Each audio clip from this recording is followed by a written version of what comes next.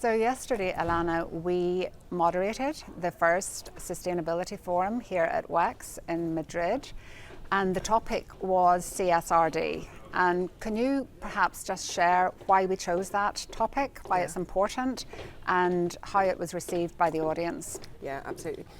So CSRD was or is a new standard for reporting environmental and social impacts alongside your financials, and it's in Europe, so it's a European standard, but it's for any organisation above a certain size that is operating in that region.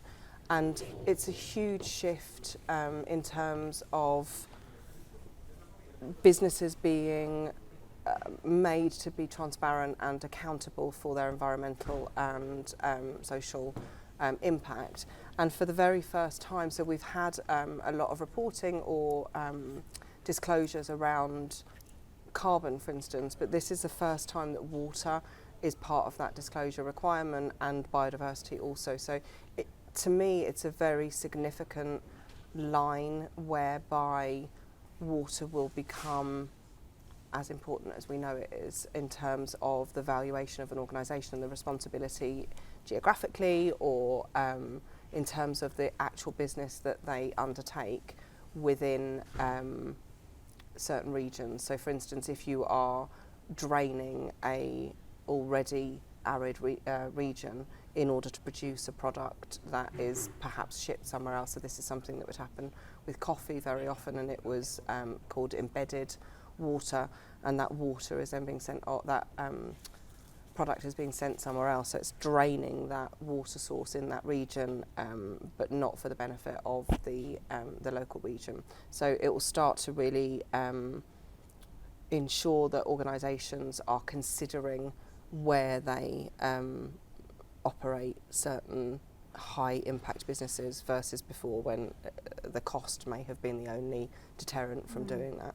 And up and down the stream, I think the broader picture is that those organisations will start to be valued differently by the insurers, by the investors, by the up and downstream, and it pushes it into the supply chain as well. So everyone within their supply chain will need to clean up their act in order to retain the bids and the work that they do. Because, of course, if you're a supplier to an organisation that's trying to improve their water footprint, and you have a heavy water footprint, then you're going to be the outlier that they're going to want to get rid of in order to report better on the Excel sheet. So it starts to put pressure on everyone to behave in a much more responsible and ethical way.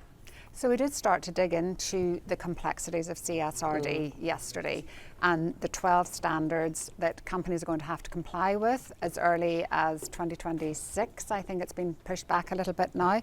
So depending, and you mentioned the supply chain, so whether you're a big corporate already working on voluntary reporting or you're in the supply chain, can you summarise, like, what is the biggest change, no matter what size of company you are? What are you going to face, or what are you going to have to do differently?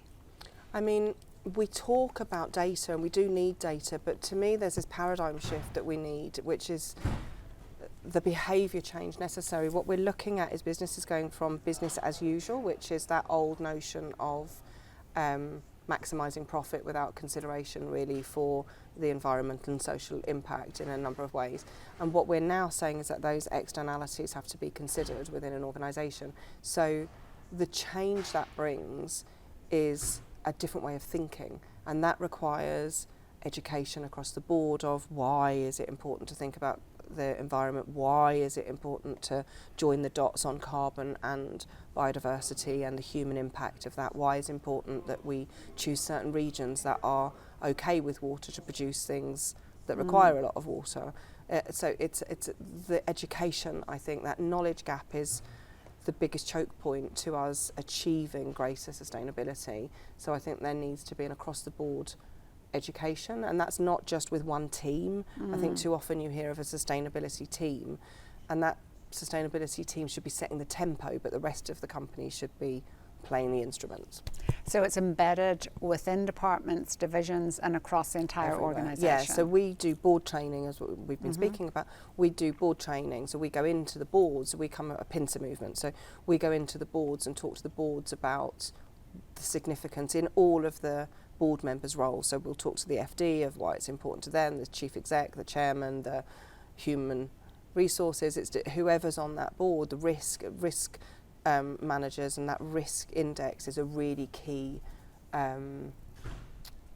role in terms of driving sustainability, I think, because it's just business, you know, sustainability moving into it's been very politicised, but moving into a sustainable organisation is really just assessing where the risks are and how to navigate them well over a longer time horizon. So I'd like to just touch on your point of education, and although it is just business, it is an evolving landscape, as we found out through our discussions and panel insights yesterday. And it was a result of joining, or actually introducing you in your keynote 3 years ago at WEX, that I took your sustainability course, and it was hugely valuable. It was really engaging, and what I loved about it was up to the minute information. I mean, you really are on top of everything it seems in the sustainability world. So I think as a result of that and the response that you got from your training, you're about to launch a new membership program, which I'm really interested in. Can you talk a little bit more about that? For me, I think it's the up to the minute information. It's so important to keep on top of that, but I'd love to know what you have planned for your members really. Yeah, I think it's not something I ever thought about having a membership for sustainability professionals, but we talk all the time about collaboration to achieve sustainability, but within sustainability as well. And yet there's not really a lot of opportunity to collaborate. What I find is one of the loneliest jobs is being the sustainability director, because you don't have other people that understand the issues you're trying to deal with. You're pushing uphill all the time. Keeping ahead of the legislation and the changes, the news, is a full-time job. To your point, I read at least 15 hours a week.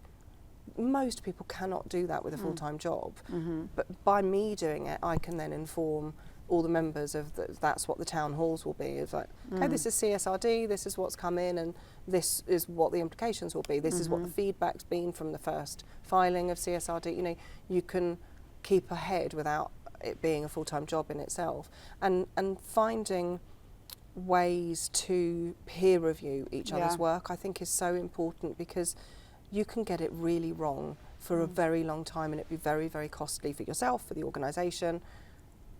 But once you float an idea in a room of sustainability professionals, they're very likely to say, oh, do you know, we did something like that and that didn't work because of X, Y and Z, and it will save a lot of time. And previously we would have seen that as kind of anti-competitive or something to share, but we don't have time, and what we know is we need to shift, and we need to all share that knowledge in order that it benefits all of our stakeholders. So finding ways that we can share that information and peer review each other's work and say, actually, you're going to waste quite a bit of time if you do that. How about this? Or I must put you in touch with so-and-so because they've created a framework that would really help you to do that. Or, you know, there's a lot of brilliant stuff happening, but there's not a lot of connecting the dots, I find. And then we bring brilliant keynote speakers. I'm calling them keystone speakers because they tend to represent an industry and bringing a voice of change from that industry. And what I've said we've got a few members now, but we're just about to open to more.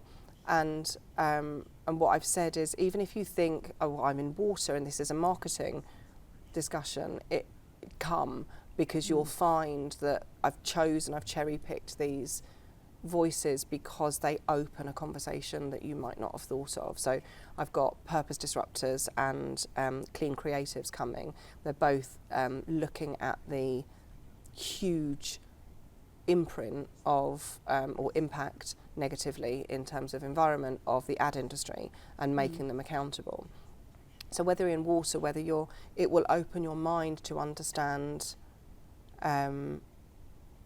the impact of organisations, just more broadly speaking, that you might not have considered, because the work they're doing is so radical that it will resonate in many different fields. And then we've got donor economics that would apply, you know, from an economic perspective. There's lots of brilliant voices coming, and they speak on every subject that I think is relevant. And I think that's the problem in sustainability. Most people get stuck in their own silo in sustainability, so the knowledge they have is limited by the organisation that they work for and what they want you to know, or the industry you're in, and keeping ahead of, you know, if you're in fashion it'll be materials, or if you're in circularity it'll be that, but we need to keep putting our head up and seeing the bigger picture in order to stay relevant. Particularly in sustainability, when we're talking about, it has to be embedded throughout the whole organisation. We need to talk to our stakeholders in a different way. We need to co-create. So I think your membership offers a really good opportunity to do that, with the peer-to-peer interaction and the opportunity to work together, to collaborate, to co-create new solutions, because